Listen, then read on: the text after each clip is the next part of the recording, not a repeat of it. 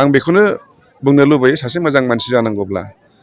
जोनोमनिफ्रायनो नों जेखि फुजिया मानो जेखि मानिया मानो धोरोमनि नितिजों समाजनि नेमखान्थिफोरखौ सोलोंलांनानै जेरै जोङो उन्दै हिसाबै गेदेरखौ मान होनाय समाजनि आसारखान्थि नेमखान्थिखौ सोलोंनाय बिदिनो समाजाव सोरखौबा अननाय बे रोखोमै जों आवगायलाङोब्ला निस्सय समाजाव माने गावनि जिखिनि मावनांगौ खामानि फरायनायानो होन बेयावबो साक्सेस जागोन बिजनेस होन जेरावबो साक्सेस जागोन बिदिनो समाजाव सासे मोजां मानसि जालांनो हायो आरो खोब मोजां मोनदों बोसोरै फैयो प्राय कन्टिनिउ फैगासिनो दं देग्लायबो फैदों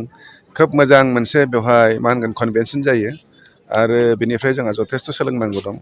फैनानै खोब गोजोननाय मोनदों एबारबो जे जों बेवहाय जयैनो आशिर्बाद लानो फैदों रायजोनि